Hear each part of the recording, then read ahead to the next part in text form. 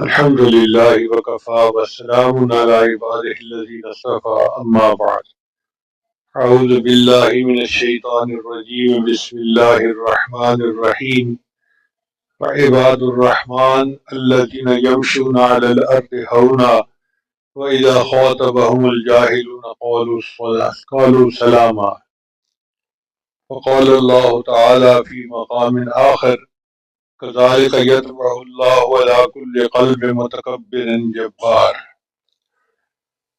وقال الرسول صلى الله عليه وسلم لا يدخل الجنة من كان في قلبه مثقال ذرة من كبر أو كما قال عليه الصلاة والسلام سبحان ربك رب العزة عما يصفون وسلام على المرسلين والحمد لله رب العالمين۔ اللہ رب العزت اپنے صفات میں کامل ہے، بندہ اپنی صفات میں ناقص ہے۔ بندے کا دیکھنا اتنا ناقص، سامنے دیکھے تو پیچھے نظر نہیں آتا، دائیں دیکھے تو بائیں نظر نہیں آتا، اوپر دیکھے تو نیچے نظر نہیں آتا، دیوار کے اس طرف نظر آتا ہے تو دیوار کے اس پار نظر نہیں آتا، اگر دن کی روشنی میں نظر آتا ہے تو رات کے اندھیرے میں نظر نہیں آتا۔ مگر اللہ رب العزت کا دیکھنا کامل ہے، کالی رات ہو، کالی چٹان ہو، اس کے اوپر اگر کالی چیونٹی بھی چل رہی ہو اللہ اس کو بھی چلتا ہوا دیکھتے ہیں۔ انسان کا سننا اتنا ناقص ہے، کوئی بندہ آہستہ بولے تو اسے سمجھ نہیں آتی، کوئی آواز بہت اونچی ہو تو بھی سمجھ نہیں آتی، ایک وقت میں کئی بندے گفتگو کریں تو بھی بات سمجھ نہیں آتی، فون پہ بات کرتے ہوئے اکثر شکوہ کرتا ہے لوگوں سے جو کمرے میں ہوتے ہیں، کوئی ایسا بولے مجھے بات سمجھ نہیں آ رہی۔ مگر اللہ تعالیٰ کا سننا اتنا کامل ہے کہ آدم علیہ السلام سے لے کر قیامت تک آنے والا آخری انسان، سب مرد، عورتیں، بچے، بوڑھے، مرد، عورت، جن، سارے کے سارے ایک جگہ پہ جمع ہو جائیں اور ایک وقت میں اللہ تعالیٰ سے دعا مانگیں، اللہ اس پر قادر ہے ان سب کی دعاؤں کو سن لے، اور اگر ان سب کی مراد پوری بھی کر دے تو اللہ کے خزانے اتنے بڑے ہیں، اس میں اتنی کمی بھی نہیں آتی، جتنا سوئی کو سمندر میں ڈبو کے نکالے تو سمندر کے پانی میں کمی آتی ہے۔ تو سچ بات تو یہ ہے کہ اللہ تعالیٰ اپنی صفات میں کامل ہے اور بندہ اپنی صفات میں ناقص ہے۔ چنانچہ اللہ رب العزت نے اپنی تعریف خود بیان کی ہے۔ نبی علیہ السلام جو اللہ کو سب سے زیادہ پہچاننے والے تھے، اللہ تعالیٰ کی سب سے زیادہ معرفت رکھنے والے تھے، انہوں نے کہا اللہم لا احصی ثناء علیک، اے اللہ میں آپ کی تعریفوں کا احاطہ نہیں کر سکتا، یعنی جتنی ہم تعریف کرتے ہیں وہ اللہ کی شان کے پردوں سے نیچے رہ جاتی ہے، اللہ اس سے بھی بلند ہے، اس سے بھی بلند ہے، اس سے بھی بلند ہے۔ اب جب نبی علیہ السلام یہ کہہ دے کہ اللہ میں آپ کی تعریفوں کا احاطہ نہیں کر سکتا، تو پھر کوئی دوسرا کیا تعریف کر سکتا ہے؟ ہم تو تعریف ہی نہیں کر سکتے اللہ کی۔ اس کی مثال یوں سمجھیں کہ اگر چیونٹی کو کہا جائے کہ تم سپر کمپیوٹر کی تعریف کرو تو چیونٹی کیا تعریف کرے گی؟ کیا اوقات ہے چیونٹی؟ ایک مکھی کیا تعریف کرے گی؟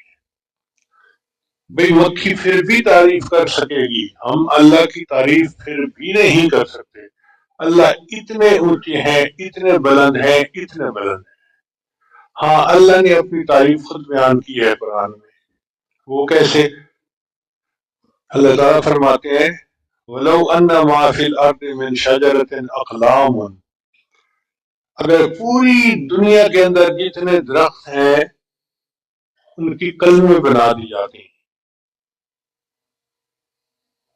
اور جتنے دنیا کے سمندر ہیں اس کی سیاہی بنا دی جاتی، ان کلموں سے اور اس سیاہی سے تیرے رب کی تعریفیں لکھنی شروع کی جاتی، ایک وقت آتا یہ کلمیں گھس جاتی، یہ سیاہی ختم ہو جاتی، تیرے رب کی تعریفیں کبھی ختم نہ ہوتی۔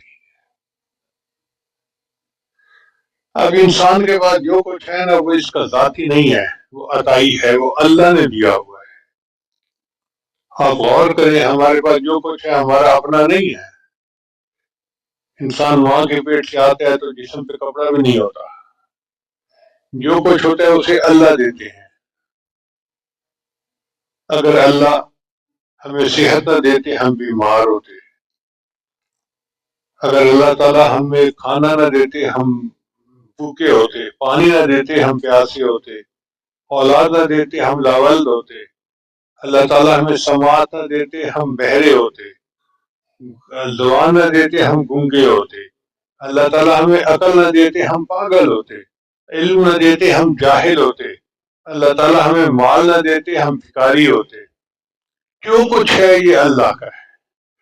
آج جو ہم عزتوں بھری زندگی گزار رہے ہیں یہ اللہ ہی کا فضل اور اس کا کرم ہی تو ہے. تو جو کچھ ہے یہ اللہ کا ہے، ہمارا اپنا کچھ بھی نہیں ہے. اس لیے ہمیں چاہیے کہ ہم اللہ کے سامنے عاجزی اختیار کریں. سیدنا صدیق رضی کو اللہ نے انبیاء کے بعد سب سے بلند رتبہ عطا کیا، سب سے اونچا رتبہ عطا کیا. اس کی وجہ کیا تھی؟ ان کے اندر عاجزی بہت تھی. نبی علیہ السلام نے ارشاد فرمایا من اراد ان ينظر الى میت یمشی علی وجه الارض فلینظر الى ابن ابی قحافہ. جو چاہے کہ زمین پہ چلتی ہوئی لاش کو دیکھے وہ ابو قحافہ کے بیٹے ابو بکر کو دیکھ لے. یعنی اتنی عاجزی تھی کہ جیسے بندہ ایک میٹھا ہوا ہوتا ہے وہ میٹھے ہوئے تھے. اور انہوں نے عجیب بات فرمائی. اللہ کے بارے میں فرمایا کہ پاک ہے وہ ذات جس نے اپنے تک پہنچنے کے لیے عاجزی کے سوا کوئی دوسرا راستہ ہی نہیں بنایا. جو بندہ عاجزی اختیار کرے گا اس کو اللہ کا وصل نصیب ہوگا، ورنہ اللہ کا وصل نصیب ہو ہی نہیں سکتا. اللہ تعالیٰ فرماتے ہیں الکبریاء ردائی والعظمت ازاری. کبریائی میری چادر ہے اور عظمت میرا لباس ہے. اب جو بندہ میری چادر مجھ سے چھیننے کی کوشش کرتا ہے میں اسے ریزہ ریزہ کر دیتا ہوں. اس لیے جو بندہ متکبر ہوتا ہے نا، آخرت میں تو اللہ سزا دیں گے ہی صحیح، اللہ دنیا میں بھی اس کو سزا دیتے ہیں. آپ خود غور کر لیں، دنیا میں جس بندے نے تکبر کیا اللہ تعالی نے اس کو خوب پھٹکارا. فرعون بیعون کتنا بڑا بنتا تھا، کہتا تھا الیس لی ملک مصر وہذہ الانہار تجری من تحتی. کیا یہ مصر کا ملک میرا نہیں ہے اور یہ نظام آبپاشی میرا نہیں ہے؟ اللہ تعالیٰ نے اسی نظام آبپاشی والے دریا کے اندر اس کو ڈبو کے مار دیا. تو جو بندہ اونچا بولتا ہے اللہ دنیا ہی میں اس کو سزا دیتے ہیں، آخرت میں تو ملے گی ہی صحیح. انسان کو چاہیے کہ وہ ہمیشہ اپنی اوقات کو یاد رکھے. فَلْيَنْظُرِ الْإِنسَانُ مِمَّا خُلِقَ. انسان کو چاہیے کہ وہ دیکھے کہ وہ کس چیز سے پیدا ہوا. چنانچہ ایک نوجوان نے ایک بوڑھے کو کہا کہ بڑے میاں تجھے پتہ نہیں میں کون ہوں؟ اس نے کہا میں جانتا ہوں. تو کون ہے؟ کہنے لگے کیا؟ کہنے لگے پیدا ہونے سے پہلے تو ایک ناپاک پانی کا نطفہ تھا.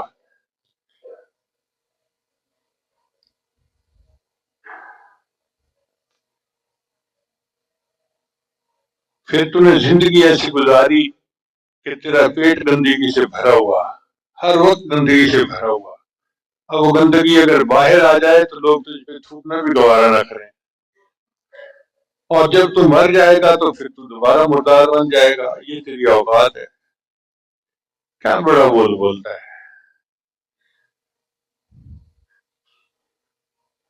سلطان محمود غزنوی ایک بادشاہ گزرا ہے، اس کا ایک غلام تھا، اس کا نام تھا ایاز.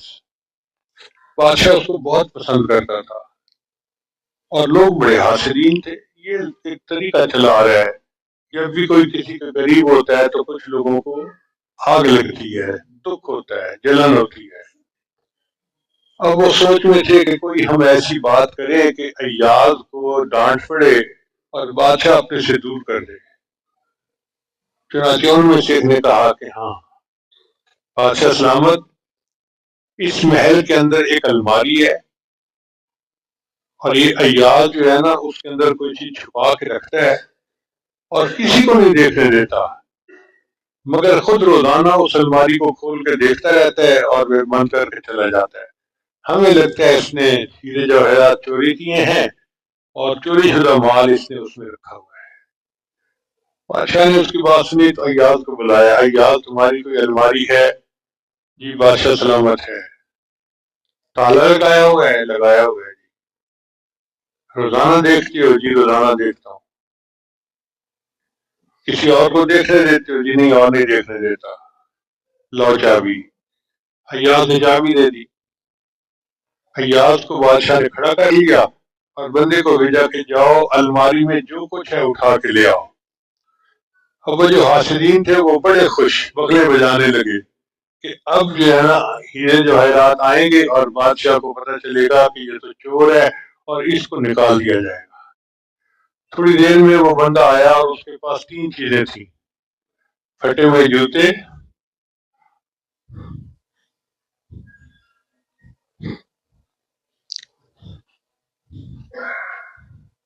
ایک پرانی سی چادر اور ایک کرتا۔ بادشاہ سلامت، الماری میں یہ 3 چیزیں۔ تو بادشاہ نے پوچھا ایاز کیا ان 3 چیزوں کو تالے میں رکھا ہوا تھا؟ جی بادشاہ سلامت، میں نے ان 3 چیزوں کو تالے میں رکھا ہوا تھا۔ ان کو دیکھتے تھے روزانہ؟ جی میں ان کو دیکھتا تھا۔ کیوں؟ بادشاہ سلامت، میں اپنے نفس کو اپنی اوقات یاد دلاتا تھا۔ ایاز جب تو پہلی مرتبہ آیا تھا تو یہ تیری چادر تھی، یہ تیرا کرتا تھا اور یہ تیرا جوتا تھا۔ اب تیرے پاس جو کچھ ہے وہ بادشاہ کا دیا ہوا ہے، تو بادشاہ کے ساتھ وفا کر۔ اب اگر ایک غلام بادشاہ کے ساتھ اتنی وفا کرتا ہے تو ہم تو بندے ہیں، ہمیں چاہیے ہم اللہ کی نعمتوں کے ساتھ وفا کریں کہ جو ہمارے پاس ہے وہ ہمارا نہیں ہے، وہ ہمارے پروردگار کا دیا ہوا ہے۔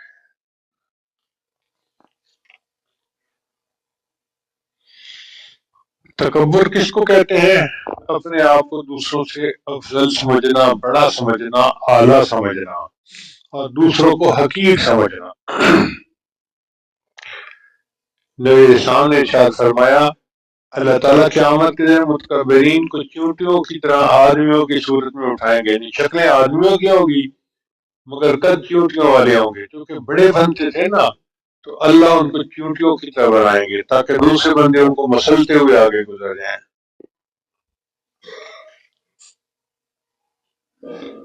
اس لیے ہمارے درس فرماتے ہیں کہ بندے کو چاہیے کہ زندگی میں اپنی میں کو مٹائے۔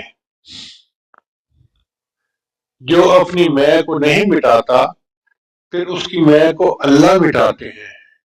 اور محترم جماعت، جس کی میں کو اللہ مٹائے اس کا تماشا دنیا دیکھتی ہے۔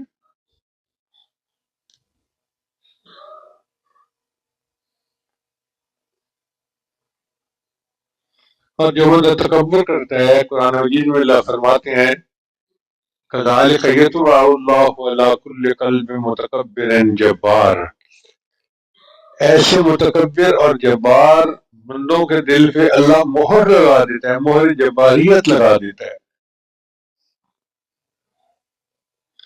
شیطان کیوں محظوظ ہوا؟ قرآن مجید میں ابا واستکبر، نافرمانی کی، تکبر کیا اور اللہ نے اس کو اپنے دربار سے پھٹکار دیا۔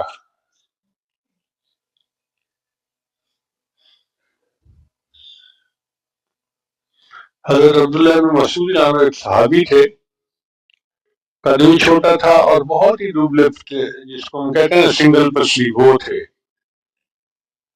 دوسرے صحابہ ان کی پتلی پنڈلیوں کو دیکھ کے مسکرایا کرتے تھے۔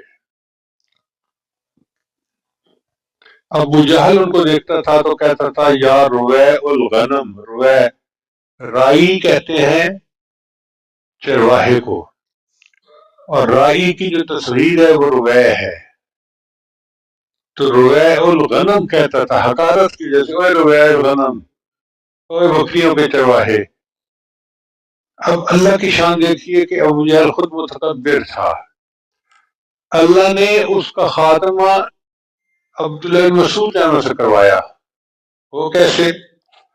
بدر کے میدان میں ابو جہل کے گھوڑے کو 2 بچوں نے زخمی کیا تو ابو جہل نیچے گر پڑا. ان بچوں نے ابو جہل پہ تلوار چلائی مگر وہ اتنے چھوٹے تھے کہ ابو جہل کو قتل نہیں کر سکتے تھے. تو عبداللہ بن مسعود جان وہ قریب تھے، وہ فرماتے ہیں میں نے اس مکار کو دیکھا تو میں اس کے سینے کے اوپر چڑھ کے بیٹھا کہ میں اس کو قتل کرتا ہوں. تو جب میں اس کے سینے کے اوپر چڑھ کے بیٹھا کہ اس کی گردن کو کاٹوں تو ابو جہل مجھے کہنے لگا کہ نہ میں نے اب تک تمہارے پیغمبر کو مانا ہے نہ میں اب مانتا ہوں، یہ بتا دینا. اور پھر یہ کہا کہ میری گردن کاٹنا تو ذرا نیچے سے کاٹنا تاکہ گردنوں میں میری گردن رکھی جائے تو یہ دوسروں سے اونچی ہو. اسی نبی صاحب نے فرمایا کہ ایک موسیٰ علیہ السلام کا فرعون تھا اور ایک میرا فرعون تھا، لیکن میرا فرعون موسیٰ علیہ السلام کے فرعون سے بڑا فرعون تھا، کیونکہ موسیٰ علیہ السلام کا فرعون تو مرتے ہوئے کہہ رہا تھا آمن تو بنو اسرائیل میں رب بنو اسرائیل میں بنی اسرائیل کی رب پہ ایمان لے آیا، آمن تو اس نے کہہ دیا تھا. ابو جہل نے مرتے وقت بھی نہیں کہا اور کہا کہ گردن اونچی کاٹنا، میں دوسروں سے اونچا رہوں، تکبر اتنا تھا.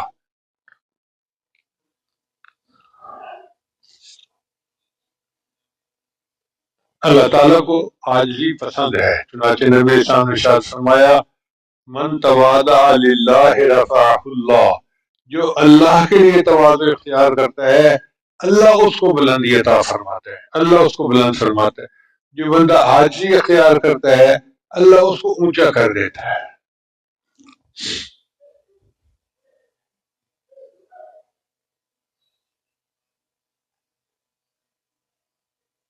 حضرت صدیق نے عاجزی اختیار کی، اللہ نے ان کو کتنا اونچا کیا. سبحان اللہ، حیران ہوتا ہے بندہ.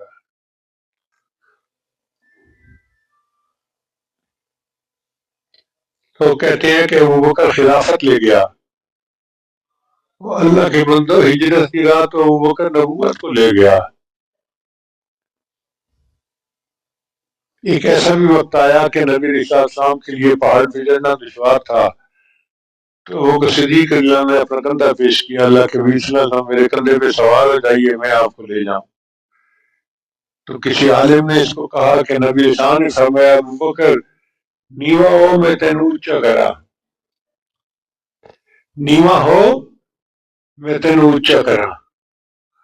اور وہ نیوے ہوئے اور اللہ نے دیکھا ان کو کتنا اونچا کر دیا. انبیاء کے بعد سب سے بڑا اللہ نے رتبہ ان کو عطا فرمایا. خود اللہ کے حبیب صلی اللہ علیہ وسلم نے طائف میں جب دعوت دی تو کفار نے بہت برا سلوک کیا، تو اللہ کے حضور نے شکوے نہیں کیے. اللہ کے حضور نے دعا کی اللہم انی عبدک، اے اللہ میں تیرا بندہ ہوں، وابن عبدک تیرے بندے کا بیٹا ہوں، وابن امتک تیری بندی کا بیٹا ہوں، ناصیتی بیدک میری پیشانی تیرے قبضہ قدرت میں ہے، ماذن فی یا حکمک میرے بیرے میں تیرا فیصلہ چلتا ہے، عدل فی یا قضاؤک جو بھی آپ میرے بارے میں فیصلہ کرے وہ انصاف پہ مبنی ہوگا. اللہ کے محبوب ہیں اور اتنی تکلیفوں کے بعد دیکھو کتنی عاجزی کی دعا مانگ رہے ہیں.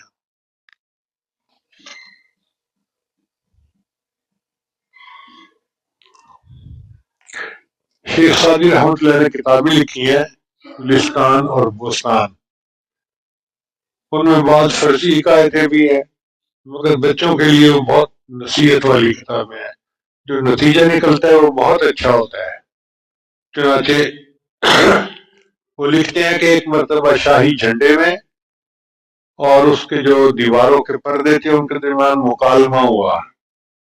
جھنڈے نے شکوہ کیا کہ دیکھو میں سردی برداشت کرتا ہوں، گرمی برداشت کرتا ہوں، جہاد میں شریک ہوتا ہوں، اور تو ہے کہ جناب کمرے کے اندر رہتا ہے اور تیرے پیچھے بادشاہ کی خوبصورت بیویاں اور بالیاں چھپتی ہیں، چہرے چھپاتی ہیں. تو پردے نے اس کو جواب دیا کہ فرق یہ ہے کہ تو جب جاتا ہے تو تیرا سر اونچا ہوتا ہے، جھنڈا ہوتا ہے نا سر اونچا ہوتا ہے، اور میں سر فرش پہ لٹکا کے ہمیشہ لٹکا رہتا ہوں. تو میری عاجزی کی مدد دیا کہ میرے پیچھے حسین لوگ اپنے چہرے چھپاتے ہیں، اور تیرے اونچے ہونے کی وجہ سے اللہ نے تجھے سردی گرمی کا جو ہے نا وہ عذاب دیا۔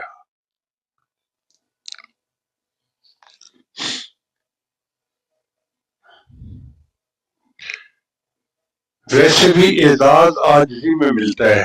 آپ خود غور کریں، سر اونچا ہے بدن میں اور پاؤں سب سے نیچے ہیں۔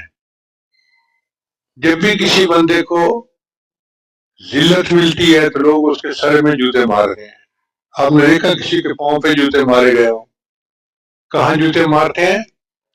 سر میں جوتے مارتے ہیں۔ اور جب کسی کو عزت ملتی ہے تو اس کے پاؤں پکڑتے ہیں، سر نہیں پکڑتے آ کے۔ تو عزت ملی تو پاؤں کو پکڑے، اور ذلت ملی تو سر پہ جوتے پڑے۔ تو اونچے کو ذلت ملی اور جو عاجزی والا ہے اس کو عزت ملی۔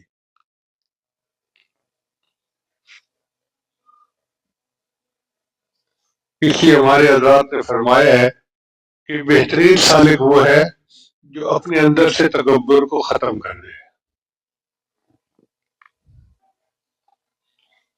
مجدد ثانی رحمۃ اللہ لکھا ہے کہ اپنے آپ کو خسیس کتے سے بھی بدتر سمجھے۔ کیا مطلب؟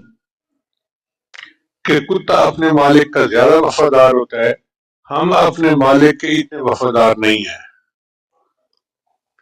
بلے شاہ رحمۃ اللہ علیہ کا کلام ہے، راتیں جاگے تے شیخ سڑاویں، راتی جاگے کتے تیتھوں اتے تجھ سے بہتر ہے۔ راتی جاگے تے شیخ سڑاویں، راتی جاگن کتے تیتھوں اتے، رکھا سکھا ٹکڑا کھا کے دن جا رکھاں وچ ستے تیتھوں اتے۔ ساری رات کتے پہرا دیتے ہیں اور دن میں ان کے لیے بستر نہیں ہوتا، وہ کسی درخت کے سائے میں کسی دیوار کے ساتھ لیٹ جاتے ہیں بغیر بستر کے۔ راتیں جاگے تے شیخ سڑاویں، راتیں جاگن کتے تیتھوں اتے، رکھا سکھا ٹکڑا کھا کے دن جا رکھاں وچ ستے تیتھوں اتے، در مالک دا مول نہ چھوڑن بھاویں مارے 100 جتے تیتھوں اتے۔ اگر ان کا مالک ان کو 100 جوتے بھی لگائے تو کتا مالک کا در چھوڑ کے نہیں جاتا۔ اٹھ بلیا تو یار منا لے، نہیں تے بازی لے گئے کتے تیتھوں اتے۔ اور ہمیں 2 رکعت پڑھنے کی توفیق نہیں ملتی تہجد کی۔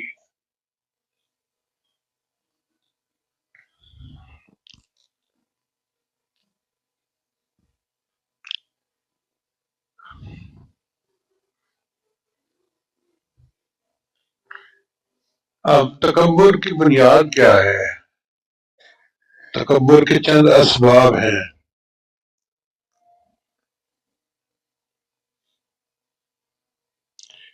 ایک سبب ہے مال۔ اکثر بیشتر دیکھا گیا ہے کہ جس کو 4 ٹکے مل جاتے ہیں وہ اپنے آپ کو کوئی بڑی شے سمجھنا شروع کر دیتا ہے، دوسروں کو غریب حقیر سمجھنا شروع کر دیتا ہے۔ پنجابی میں کہتے ہیں تک ہی نہیں پوندی۔ یہ مال تو ڈھلتی چھاؤں ہے، اس کا کیا بھروسہ؟ جو شاخ نازک پہ آشیانہ بنے گا نا پائیدار ہوگا۔ آپ نے مال کا حشر دیکھا نہیں ہے؟ ایک بندہ آج امیر ہے، صبح کو فقیر ہے، آج وزیر ہے، صبح کو اسیر ہے، آج وزیر اعظم ہے، صبح کو اسیر اعظم ہے، آج صدر ہے اور صبح کے وقت ملک بدر ہے۔ اس مال کا کیا بھروسہ؟ اس لیے مال کی وجہ سے دھوکے میں نہیں آنا چاہیے۔ نبی صاحب نے ارشاد فرمایا، لو کانت الدنیا تعدل عند اللہ جناح بعوضہ، اگر دنیا کی قیمت اللہ کے مچھر کے پر کے برابر ہوتی، اللہ کسی کافر کو پانی۔ نبی صاحب نے ارشاد فرمایا کہ میری امت کے جو فقراء ہوں گے وہ میری امت کے عمراء سے 500 سال پہلے جنت میں داخل ہوں گے۔ اور جنت کا ایک دن جو ہوگا وہ دنیا کے 50,000 سال کے برابر ہوگا۔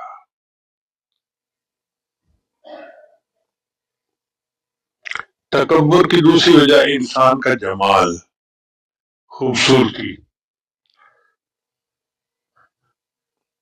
جو لوگ خوبصورت ہوتے ہیں ان کو بھی نخرہ ہوتا ہے جی ہم بڑے خوبصورت ہیں، پرسنالٹی اچھی ہے جی، قد اچھا ہے جی، ہمارا چہرہ مورا، رنگ صاف ہے، فلاں ہے فلاں ہے۔ عورتیں اس کی زیادہ مریض ہوتی ہیں۔ بھئی یہ جو خوبصورتی ہے یہ اللہ نے دی ہے اور یہ وقتی ہے۔ آپ دیکھیں کوئی بندہ کتنا ہی گلفام کیوں نہ ہو، تھوڑے عرصے کے بعد اس کا چہرہ چھوارے کی طرح بنا ہوتا ہے بڑھاپے میں، کتنا مرد سے بڑا کیوں نہ ہو، بڑھاپے میں چہرہ کیسے ہو جاتا ہے۔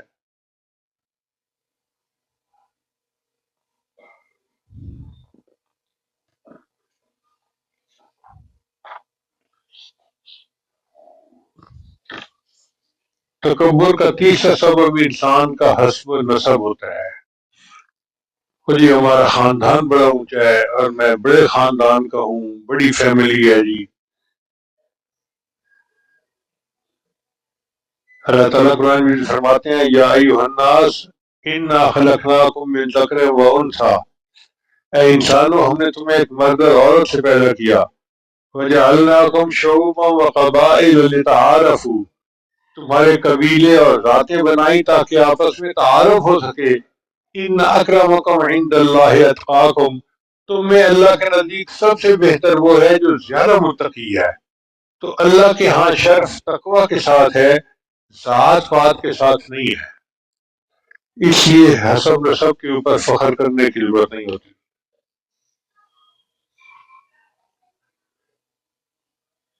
ہمارے حضرت خواجہ فضل علی قریشی رحمۃ اللہ علیہ اللہ کے بہت کامل مشائخ میں سے تھے، اولیاء میں سے تھے۔ انہوں نے اپنی میں کو اتنا مٹایا تھا کہ انسان حیران ہو جاتا ہے۔ چنانچہ ایک مرتبہ حضرت تشریف لائے اور مجلس میں آ کے کہا فقیرو، تو سب متوجہ ہو گئے۔ پھر فرمان لگے کہ آج رات میرے پیٹ میں ری جمع ہو گئی اور نکلنے کا راستہ نہیں ملتا تھا۔ کئی دفعہ ایسی کیفیت ہوتی ہے نا کہ پیٹ گیس سے بھر جاتا ہے اور گیس نکلتی نہیں، تو بہت تکلیف دہ کیفیت ہوتی ہے۔ تو فرمان لگے فقیرو میں بہت تکلیف میں تھا اور میں زمین پہ لوٹ پوٹ ہونے لگ گیا۔ اب لوگ حیران ہے کہ بھئی جمع کر کے یہ کوئی سنانے والی بات ہے کہ فقیرو میرے پیٹ میں گیس جمع ہو گئی اور میں زمین پہ لوٹ پوٹ ہونے لگ گیا۔ پھر فرمایا کہ تھوڑی دیر کے بعد ری خارج ہوئی تو میری طبیعت تھوڑی بحال ہوئی۔ فقیرو جو بندہ اپنے جسم سے گندی ہوا نکلنے کا محتاج ہو، کیا وہ کوئی بڑا بول سکتا ہے؟ تو سب نے کہا نہیں بول سکتا۔ فرمایا اچھا اب میں تمہیں سناتا ہوں کہ مجھے آج رات خواب میں نبی علیہ السلام کی زیارت نصیب ہوئی اور نبی علیہ السلام نے ارشاد فرمایا فضل علی قریشی جیسے متبع سنت لوگوں کی جماعت تو نے تیار کی ہے، من حیث الجماعت دنیا میں کہیں موجود نہیں ہے۔ اصل میں تو یہ خوشخبری سنانی تھی، لیکن خوشخبری سنانے سے ہو سکتا ہے کہ نفس کے اندر عجب پیدا ہوتا، تو پہلے ایسی بات کی کہ نفس کو نیچے لگا دیا کہ میرے پیٹ میں ہوا تھی اور ہوا خارج ہوئی اور تب جو ہے میری طبیعت بحال ہوئی۔ جو بندہ پیٹ سے گندی ہوا نکلنے کا محتاج ہو وہ بڑا نہیں بول سکتا۔ اس کے بعد حضرت نے اپنا خواب سنایا اور یہی بات صحابہ کرام کے اندر تھی۔ چنانچہ حضرت عمر ایک مرتبہ ممبر پہ کھڑے ہوئے اور فرمایا لوگوں قریب آ جاؤ، قریب آ گئے۔ پھر فرمانے لگے عمر تو وہی ہے نا جس کی ماں خشک گوشت کھایا کرتی تھی، اور نیچے اتر آئے۔ صحابہ نے کہا حضرت امیر المومنین آپ نے کیا کیا کہ سب کو جمع کیا اور یہ بات کہہ کے نیچے اتر آئے؟ فرمان لگے کہ مال غنیمت آیا تھا، سونے چاندی کے ڈھیر، اور ان کو دیکھ کے میرا نفس خوش ہو رہا تھا کہ میرے زمانے میں کتنی فتوحات ہو رہی ہیں، تو میں نے اپنے نفس کو اینٹی بایوٹک دی۔ میں نے کہا عمر تو وہی ہے نا کہ تیری ماں خشک گوشت کھاتی تھی، عربوں میں جو بہت غریب ہوتا تھا نا، وہ پھر جانور کا گوشت خشک کر کے پھر خشک گوشت چباتے تھے. یہ غربت کی نشانی ہوتی تھی. تو اپنے آپ کو غربت کی نشانی بتائی کہ میں تو وہ تھا، اور آج اللہ نے امیر المومنین بنا دیا.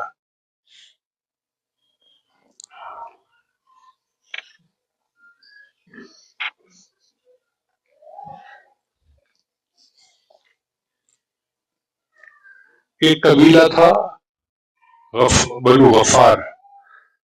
ان کے جو سردار تھے ان کا نام تھا ابو ذر. تو ابو ذر غفاری ایک بڑے امیر آدمی تھے.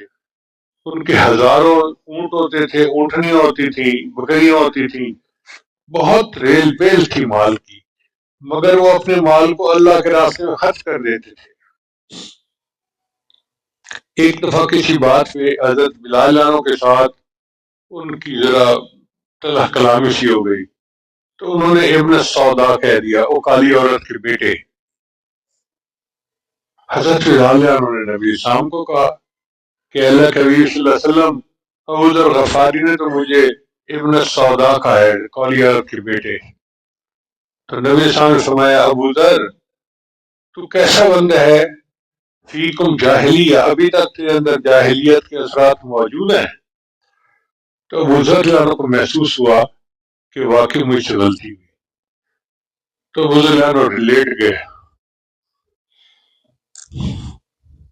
اور بلال جانوں سے کہا کہ بلال میرے رخسار کے اوپر اپنا پاؤں رکھ کے گزرو تاکہ مجھے احساس ہو کہ تو بڑا ہے، میں نے تو یہ لیے غلط لفظ استعمال کیا ہے.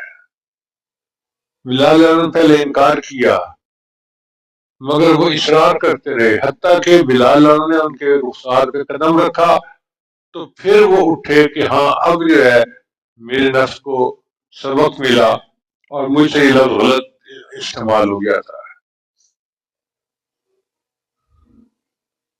تو نبی علیہ السلام اپنے صحابہ کے اندر اس طرح میں کو مٹایا کرتے تھے.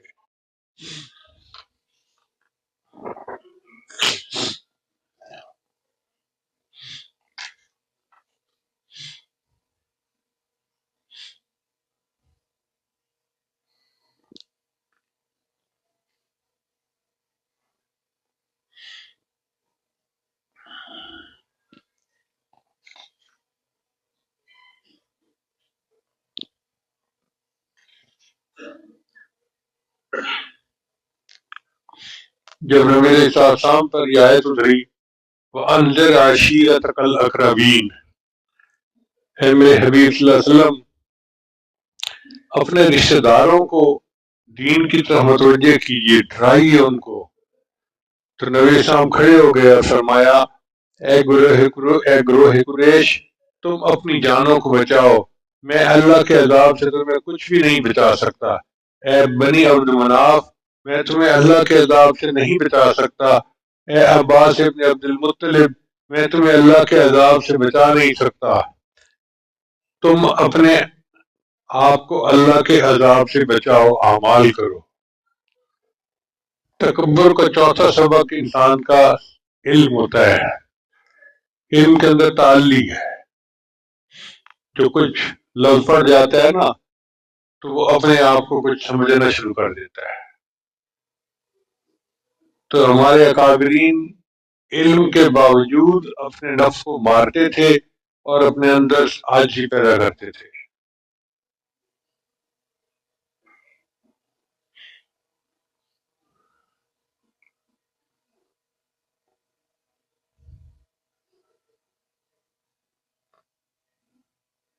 اور تکبر کا پانچواں سبق انسان کا عمل ہوتا ہے. جو بندہ نیکی کرنے لگ جاتا ہے، تکبیر سے نماز پڑھتا ہے، روزے رکھتا ہے، ذکر اذکار کرتا ہے، تسبیحات پڑھتا ہے، وہ بھی اپنے آپ کو کوئی شے سمجھنا شروع کرتا ہے. دوسروں کو سمجھتا ہے یہ تو جی فاسق و فاجر لوگ ہیں، یہ تو فلاں ہیں، یہ تو فلاں ہے. تو عمل بھی کئی مرتبہ انسان کے لیے تکبر کا سبب بنتا ہے. یہ ذہن میں رکھیے کہ عمل تو ہم کر رہے ہیں، پتہ نہیں قیامت میں ہم قبول ہوں گے یا نہیں ہوں گے.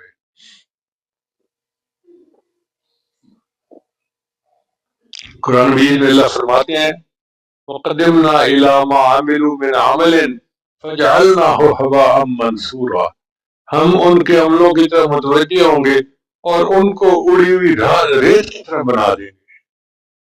تو بھئی جن عملوں پہ ہم بھروسہ کر کے بیٹھے ہیں اگر قیامت کے دن اللہ کے ہاں قبول نہ ہوئی تو پھر کیا بنے گا؟ چنانچہ حضرت شیخ الہند رحمۃ اللہ علیہ جب مالٹا کے اندر اسیر تھے تو ان کے اوپر بہت زیادہ ظلم کیے جاتے تھے، فرنگی ان کے اوپر بہت ظلم کرتا تھا، سب لوگ پریشان تھے کہ کیسے اس عذاب سے ہماری جان چھوٹے۔ ایک دن فرنگی نے اعلان کر دیا کہ جتنے قیدی ہیں ان سب کو پھانسی دی جائے گی۔ تو حضرت مدی رحمۃ اللہ فرماتے ہیں کہ ہم بڑے خوش کہ چلو شکر ہے جان چھوٹے گی، پھانسی دیں گے، شہادت مل جائے گی اور ہم اللہ کے حضور پہنچ جائیں گے۔ فرماتے ہیں کہ ہم سب شاگرد بڑے خوش تھے، لیکن شیخ ہند رحمۃ اللہ علیہ روتے جا رہے ہیں، روتے جا رہے ہیں، روتے جا رہے ہیں۔ کہتے ہیں کہ میں حضرت کے پاس حاضر ہوا، میں نے کہا حضرت آپ کو پتہ ہے نا کہ ہمیں پھانسی کا حکم ہو گیا ہے؟ حضرت نے فرمایا ہاں پتہ ہے۔ حضرت کی تو خوشی کی بات ہے کہ ہمیں شہادت کا رتبہ مل جائے گا اور ہم اللہ کے حضور سرخرو ہو جائیں گے۔ تو شیخ ہند رحمۃ اللہ اور روئے، تو مان لے کہ یہی بات تو مجھے رلا رہی ہے کہ کئی مرتبہ اللہ بندے کی جان بھی لے لیتا ہے، قبول بھی نہیں کرتا، وہ بے نیاز۔ کئی مرتبہ اللہ بندے کی جان بھی لے لیتا ہے اور اس کو قبول بھی نہیں کرتا۔ کون مقبول ہے کون مردود ہے، بے خبر کیا خبر تجھ کو کیا کون ہے، جب تو لیں گے عمل سب کے میزان پر تب کھلے گا کہ کھوٹا کھرا کون ہے۔ یہ تو قیامت کے دن پتہ چلے گا کون کھرا نکلا اور کون کھوٹا تھا۔ اللہ تعالیٰ ہمیں کھوٹا ہونے سے محفوظ فرمائے اور قیامت کے دن ہمیں اپنی رحمت کے ساتھ کھرا فرما دے۔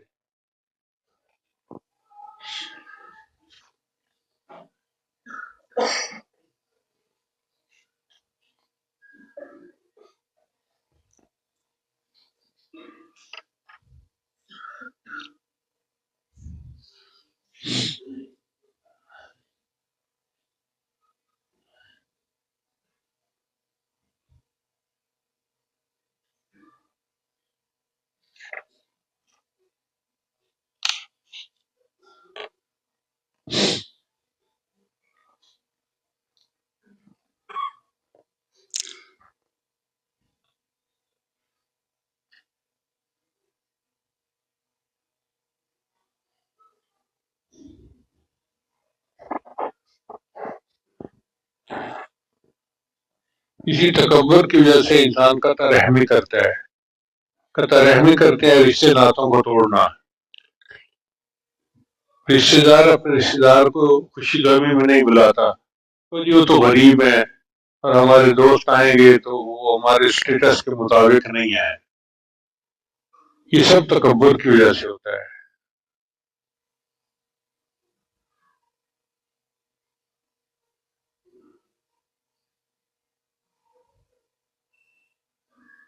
دیکھیں اس کو میں ایک اور انداز سے سمجھاتا ہوں کہ کائنات کی سب سے چھوٹی چیز جس سے کائنات بنی ہے اس کو ذرہ کہتے ہیں، ایٹم کہتے ہیں۔ جب ایٹم پھٹتا ہے تو ایٹم بم بن جاتا ہے، اتنی طاقت ظاہر ہوتی ہے۔ تو ایک ذرہ مٹا، اتنی طاقت نکلی۔ جب انسان مٹے گا تو کتنی روحانی طاقت اس میں سے نکلے گی، سوچنے کی بات ہے نا۔ اللہ تعالیٰ ایسے بندے کو روحانیت کا اعلیٰ مقام عطا فرما دیتے ہیں اور اس کو اپنے اولیاء میں شریک فرما دیتے ہیں۔ وآخر دعوانا ان الحمد للہ رب العالمین۔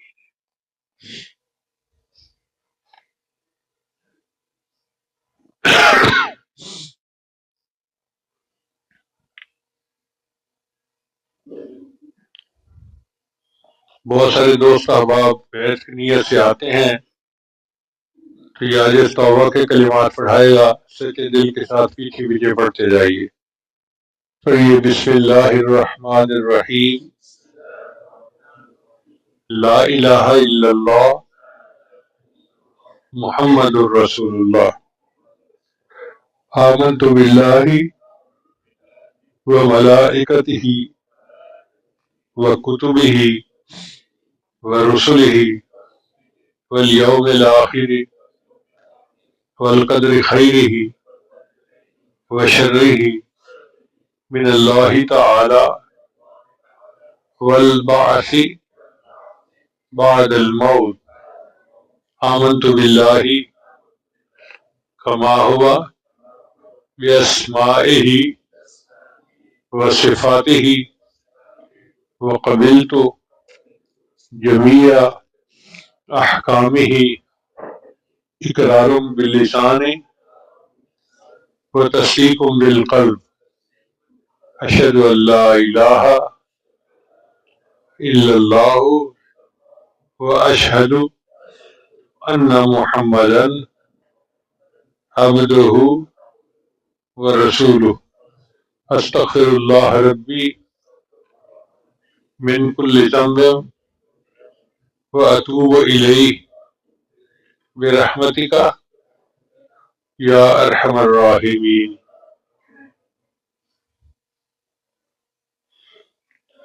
हमारे एक बुजुर्ग गुजरे हैं, ख्वाजा अब्दुल मालिक चौक रेशी वाले, बहुत कामिल बुजुर्ग थे और उनका कलाम बहुत आरिफाना। तो अभी ज़हन में आ गया, तो मैं सोच रहा हूँ कि उनके कलाम को पढ़ के हम मजीद सबक हासिल कर लें। वो फरमाते हैं, मिट मिट के मिट जा फकीरा, मिट मिट के मिट जा, इस मिटने नू समझ न मिटना, इस तू भी मिट जा फकीरा, मिट मिट के मिट जा,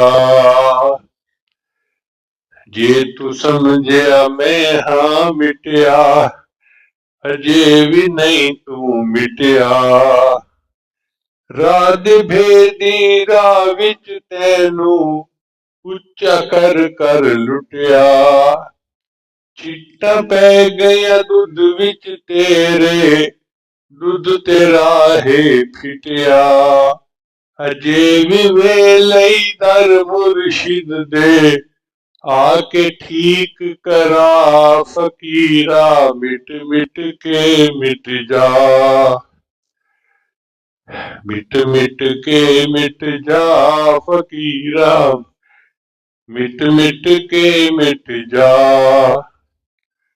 तू बन मिसलिक बेर दा बूटा, लोकी चढ़ चढ़ देवेन झूठा, तू बन मिसलिक बेर दा बूटा, लोकी चढ़ चढ़ देवेन झूठा, इट्टा रोड़े मारन तैनू, तू दे फल लुटा फकीरा, मिट मिट के मिट जा, मूतू कबला अंत मूतू कर ले तू ए धंधा, मरण तू पहले जो है मरदा, हो जांदा ओ जिंदा, बंदगी नाल है बंदा होंदा, बिन बंदगी है गंदा, नफी असबात दा रिड़का लाके, नफ्स नू ए समझा फकीरा, मिट मिट के मिट जा, मिट मिट के मिट जा फकीरा, मिट मिट के मिट जा,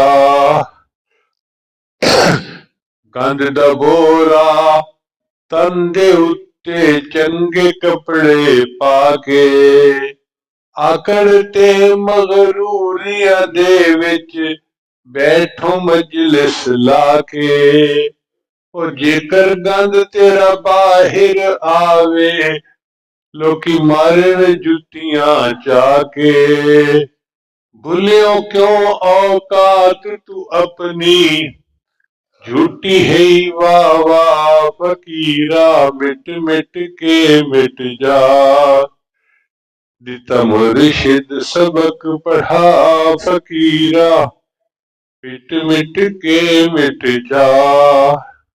اللہ تعالیٰ ہمیں روحانی طور پر مٹنے کی توفیق عطا فرمائے، آج یہ والی زندگی عطا فرمائے۔